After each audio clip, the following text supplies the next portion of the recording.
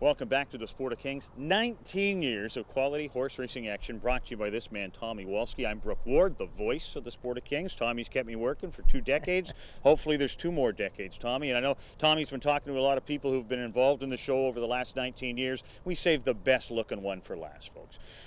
Tommy, how did this thought come to you first? You're going back to the 90s. How did the idea first come up for a show like this? 1992, I had an idea. We needed a show promoting horse racing.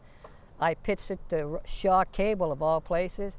We were going to do only two shows, once a month, maybe 12 shows throughout the year, and it just grew.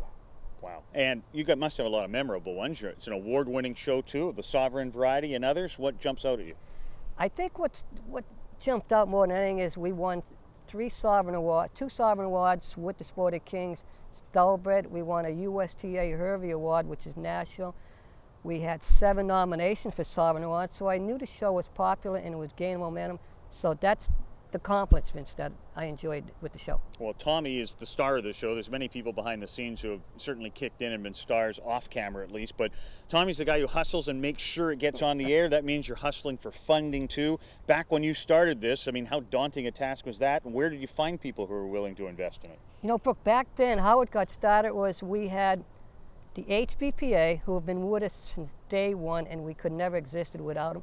And we had what was called the BC Racing Commission. So eventually we had some nice funding.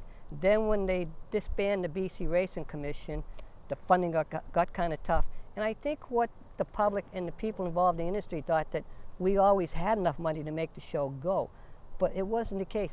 We always had to sweat every year meeting with different groups and being negotiated down from what would make the show work.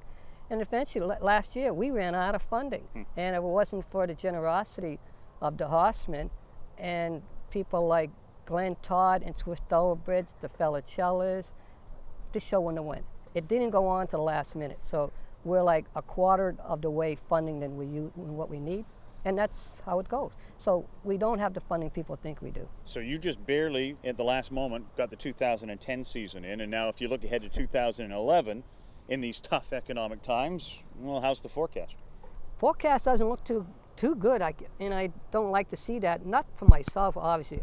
For myself, yes, but for the industry, because there is no way to get the sport out. And we've been doing it so long, and for some reason the industry thinks that we're just there and we're never going to go away. But we are about to go away, and it's a tough thing for the sport to not have something like the Sport of Kings promoting, because for some reason the industry doesn't think we promote the sport. We fall into every other category than a promotion or a marketing scheme, so we don't get any funding from a marketing department. Say it, Great Canadian doesn't fund us. Other areas of sport do not fund us.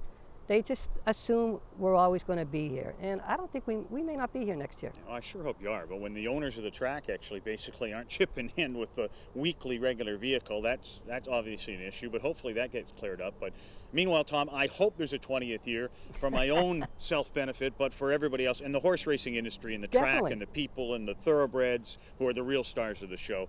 You hope there's a 20th season, not for us, but basically for everybody else.